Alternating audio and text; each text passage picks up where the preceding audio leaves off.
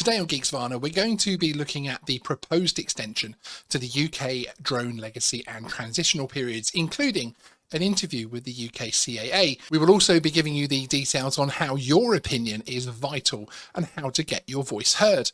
First up, what are the transitional and legacy periods and why should you care about it? Well, ever since the new UK drone rules came into effect, where we mirrored the overall rules in place across EASA member states, the UK has been working towards establishing a class marking system for drones that are sold and used in the UK. Known in media terms at least as the C label system, drones will be classed between C0 to C4. The lower the number, the smaller the aircraft, and therefore the perceived risk is lower, and you can fly it closer to people and even over them. Depending on the C label drone you are flying and the certificate you hold from the UK CAA, then you will get more access to the three open subcategories of airspace: A1 known as flying over people, A2 known as flying close to people, and A3 known as flying far from people. The period manufacturers are given to adopt this system and start marking their drones is known as the legacy period.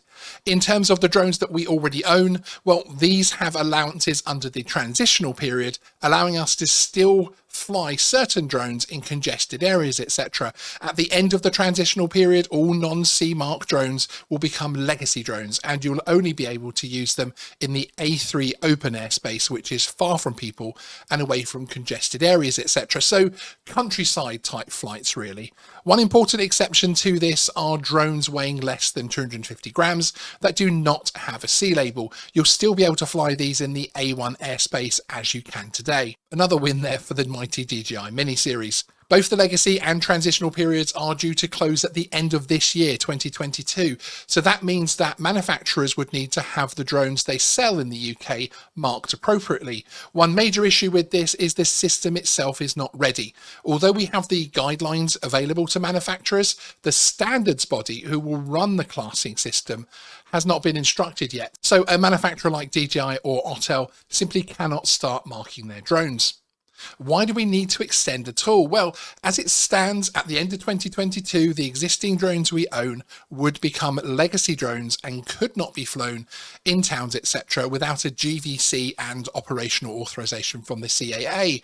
There would also be no new C label drones for us to purchase, so the A1 and A2 subcategories of open airspace would become pretty much redundant to hobbyist flyers. The CAA have launched a public consultation to ask the stakeholders of the drone hobby and industry how long an extension should be to both periods. There is a subtle potential within the consultation that could see something new. We could end up with different dates for the closing of the legacy and transitional periods. This could mean you would be able to continue flying your legacy drones, so existing drones you own, within the transitional permissions beyond the time that C label drones are available to purchase, which in itself is actually quite interesting. To put it into context, what the difference between owning a drone with and without a C label means in real terms, I'll give you a brief example. Owners of the existing model of DJI Mavic 3 who hold an A2 Certificate of Competency, or A2 CFC for short, at the moment can fly their drone within congested areas, but they must keep 50 meters away from uninvolved people at all times.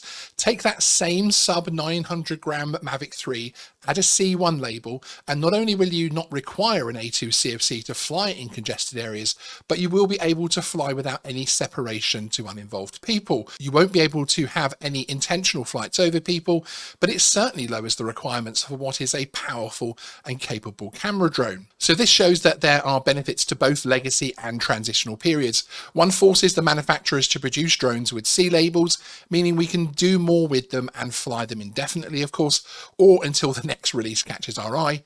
The other, the transitional period, allows us to fly our existing drones, although with restrictions for longer in towns and closer to people. So you could argue that a mix of the new dates that has a short time to the legacy period, so manufacturers adding labels to drones, and a longer period allowing us to get the most out of the existing drones we have, could be a good mix. It would mean we would have the new drones available long before we have to retire our existing drones to the A3 airspace. Also, there is a certain amount of natural fall off, of course, as we replace our legacy drones for the latest and greatest, and as technology evolves.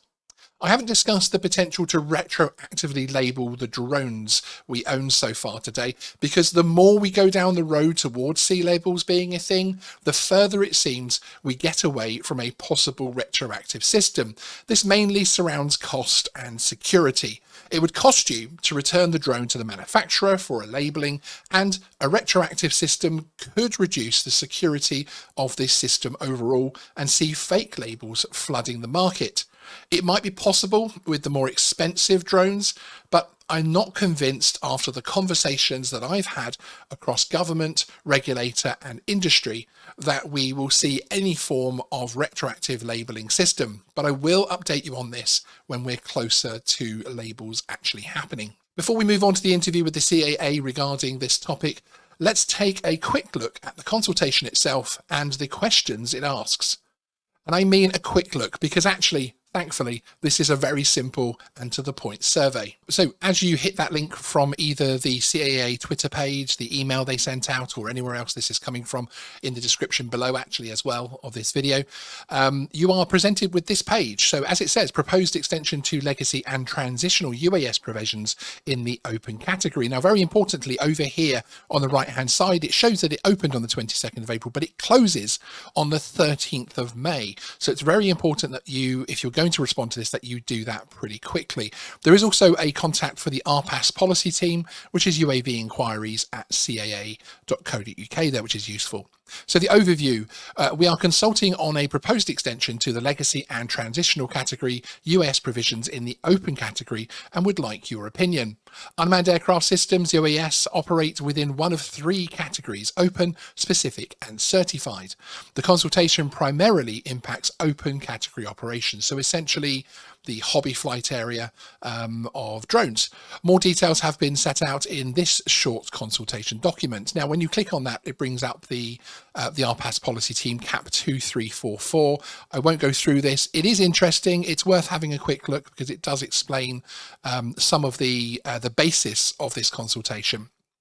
So the next section here is why your views matter. We do not believe that the UK has in place the necessary infrastructure to move away from non-class marked UAS to class marked UAS by the 1st of January 2023, and so would like to consult on a proposal to extend the legacy and transitional period to allow time for the necessary steps to be taken by government. Some of these include establishment of the Market Surveillance Authority, establishment of conformity assessment bodies, creation and adoption of relevant standards.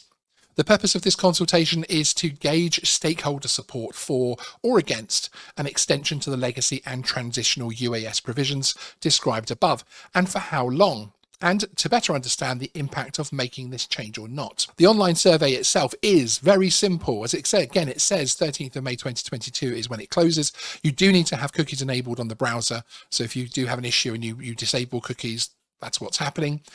So consultation questions: what's your name, what's your email address, and what's your organization if applicable. Now, you actually don't have to give this data. The data can be given anonymously, but one useful thing is that if you do put your email address, you actually get a PDF of your consultation confirmation with a unique number emailed back to you from the CAA. So again, here you have the legacy provision. Would you be in favour of extending the provision for legacy category in the UAS? Obviously, I'm going to say yes to that. And then for how long, what period? From my personal opinion, I would say around 24 months would be good for this one, because we don't want it to be too long before drone companies have to actually start producing the C-label drones. I think that would be good for the marketplace. I think it would be good for the lower end commercial side of things as well. I would even be tempted to put 12 months, but on the one I actually submitted, I put 24 months. Would you be in favour of extending the provisions for the transitional category in the UAS? And I would certainly say yes on that, 100%. And what period for that? I would say longer than 24 months. The longer we can give people to use the existing drones that they've already spent a lot of money on, the better. And then additional comments here, you can place anything else that you want to put across. So for instance, if you've clicked longer than 24 months, you can put a specific time on there, perhaps, indefinite 5 years. 10 years, whatever you think that might be, but also give any information and background that you think might be pertinent. At this page gives you another opportunity to place your email address in there if you haven't done so. Otherwise, you can submit the response anonymously. To find out more about the current situation and the public consultation, I chatted with a couple of people from the UK CAA, including Callum Holland, an RPAS policy specialist who is actually running the consultation itself, and Jonathan Nicholson, who is the Assistant Director of Corporate Communications. EASA have chosen to extend their own legacy and transitional period recently, but chose a date without a public consultation. So they literally just said, okay, we're extending, this is what we're extending to. Why has the UK CAA decided to have a consultation at all regarding this? Yeah, absolutely. So I can't speak, and I won't speak for EASA. I think there are benefits of opening this question up to consultation. It impacts the regulated community. So I think it's only right and proper that we communicate with the regulated community prior to forming our own official opinion and then submitting that opinion to the DFT for consideration. I think it's also, ushering in a new period of stakeholder engagement, with the CAA and the regulated community as far as reasonably practicable. We should be having these conversations with the regulated community. We know full well there will be further consultations on other aspects of the regulation coming up this year. So, we wanted the regulated community to have let's call it an easy one to start with, a relatively straightforward consultation to start. Yes. So we're prepared moving forward for perhaps more complex consultations in the future. A bit of practice then as well. Yeah. One of the big things that UK better regulation always says, so there's a set of better regulation principles for the UK, and it always says kind of, if in doubt, consult. So, it's kind of the right thing to do in most situations, especially if it's like a legal or law change, if you like. Yes, excellent. No, I think it's a very good idea. I have to say, I was probably, only because it is what EASA have done themselves, I was just expecting hey everyone, we're extending to this period, and we'd all get on with it, as it were. But it is a welcome thing. One thing I've noticed is that obviously with the legacy and the transitional periods being surveyed separately, does this mean we could see different dates for legacy and transitional period ending, or are you still looking to cap them at the same date? So no substantive decision has been made either way on that yet.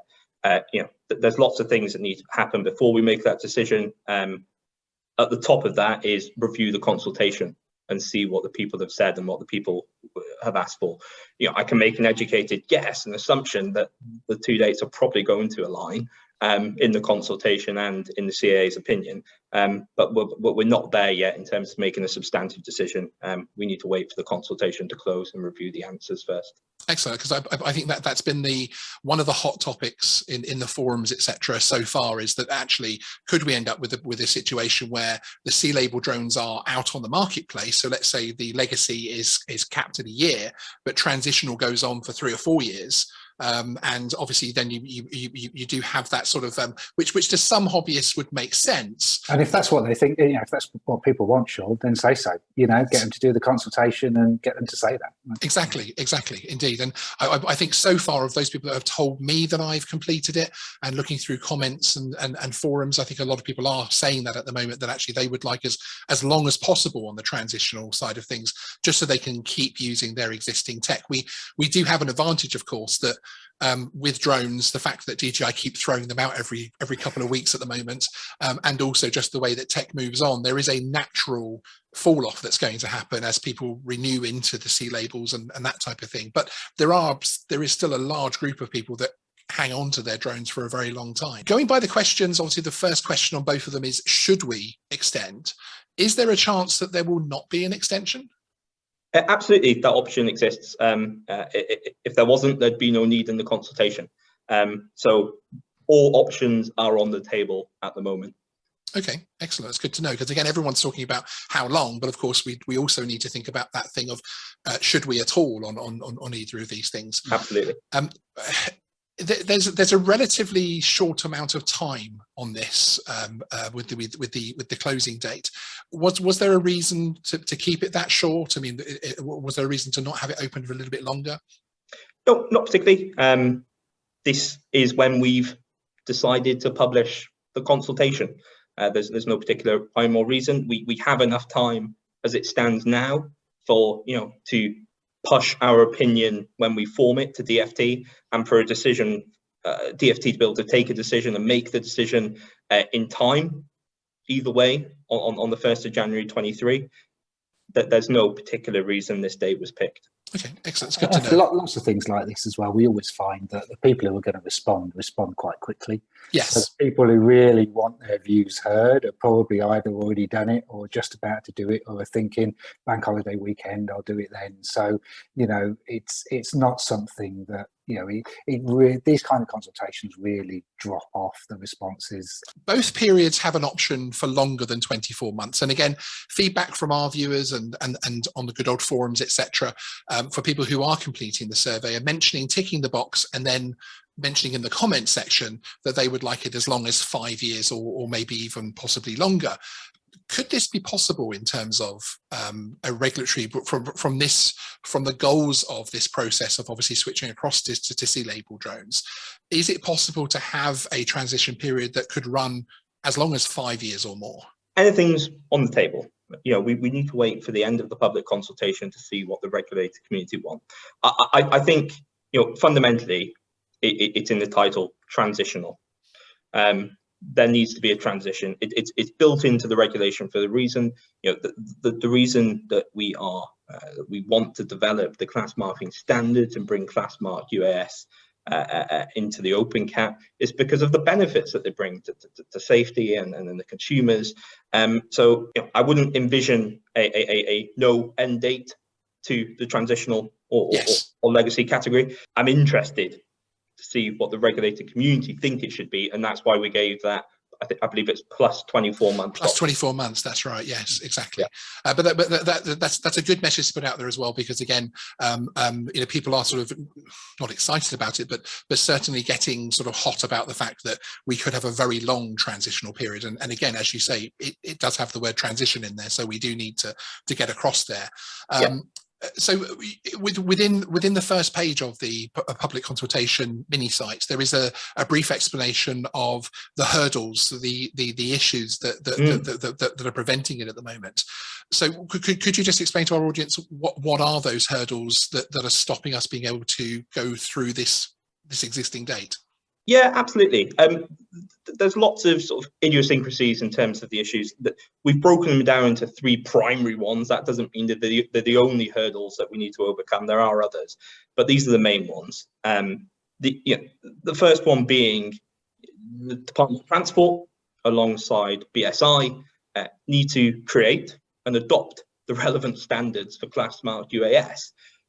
Clearly, manufacturers cannot start building UAS that conform to class marked standards until those standards exist. Yes. So that's kind of number one. And it's also, just sorry to interrupt you, it's also worth giving the audience the separation of there are the guidelines. So what we expect the standards to adhere to it is in CAP 722, etc. And so we know what they're going to be, but that's still quite a distance away from being an actual label and actually being a standard that the manufacturers can actually adhere to, because Absolutely. Of course there are so many steps to that process to make sure their aircraft are compliant, because it's going to be effectively a self. They're going to say, yes, this drone does comply, so here's the label. So it isn't just the fact that these guidelines already exist, it's actually having to put those into being a standard, and for that we need a standards body. But I just thought that's worth clarifying for the audience. Absolutely, yeah, could not have put it better myself. And coming on to that, once the standards are developed and adopted and an aircraft are being manufactured in line with those standards, there needs to be what we call market surveillance authority, an MSA, and that's a state-based organization that has oversight of these these products coming onto the market. And in line with that, we have conformity assessment bodies. And all of these bodies and authorities need setting up, by government, by support through DFT, and then by support from the CAA too, in order to ensure that when these aircraft are placed onto the market, first of all, what the stamp says it is on the side of the box. The aircraft actually conforms to that standards, and also to ensure that we don't get fraudulent class marked aircraft into the United Kingdom as well. And I can't remember if it was on your channel or not, but I remember reading recently, I think we've actually seen appear in Europe a couple of drones with what look like class mark stamps on the side of them. So we need to build the authorities and the assessment bodies that are going to ensure that all of that is kept up to scratch and in line with the regulation. Talking again about labelling, would it be likely, in your opinion, as somebody who is I'm putting you on the spot as someone on the policy team here, do you feel that it is likely, bearing in mind all the hurdles that are already there just to get the C-label marking system into place, that retroactive labelling will be possible? And I know you knew this question was going to come up. I'm going to give an open-ended, non-definitive answer, as I'm sure you probably expected. I think, because we are yet to see the relevant standards and what those standards require, first of all, it's impossible to answer that question, whether or not there'd be scope, because we don't know if the standards will include some form of physical stamp onto the plastic chassis of the body, as opposed to the application of a sticker. And if it does require some form of indent on the actual chassis of the aircraft itself, could you still retrospectively do that if you ship your aircraft back to the manufacturer and they do that on your behalf? We don't know yet, is the answer, I'm afraid. I'm sorry. Is there any policy, is there any direction to not have that, to ensure that it's not possible? Or is it simply the case of, once these standards are in place, if that's something that is possible and the manufacturers can prove is secure and isn't a eBay special, that's something that the DFT, obviously, who I realize you can't speak on behalf of, but the CAA as well, would be open to? Yeah, so what I can say on that is we haven't discounted the option yet. Is there any other particular message that you guys want to get across? All I would say is, these two questions on legacy and transitional, they might seem relatively straightforward and innocuous, but I think it's really important as the community, we are one industry together, the regulated community and the regulator, that the more we can further collaboration and do these consultations and have stakeholder engagement, the better it is for everybody. So I would just really promote, if anybody hasn't done the consultation yet, please do. We do also have a fifth question, as I'm sure they would have seen at the beginning of your video, where you have an option to add any additional comments. So it's not just a yes, no, thank you. You can add additional comments. That's all I'd like to add to the end of that. Excellent. Yeah. Cool. And I was just going to remind people where it is, just in case they haven't seen it. So I'm sure you'll put a link in, Sean, anyway. Yes, there'll be a link. There's a link in the description. You can find it on the CAA Twitter feed. If you're registered, you would have got an email by now as well. So check your email inbox, etc. And what actually I do like about it is, if you put your email address in on the consultation itself, you actually get a PDF and a unique number to show that your voice has been heard, basically. There is a link to the survey in the description, so head over there now and complete it with your own preferences. Certainly, it would seem that from a hobby perspective, that a longer transitional period would prolong the usefulness of our existing drones. Also, remember to place any specific comments you have within the section at the end. We will, of course, keep you fully informed of any developments on this topic. So if you're new here, please do hit that subscribe button to hear all about it in the future. Sean out.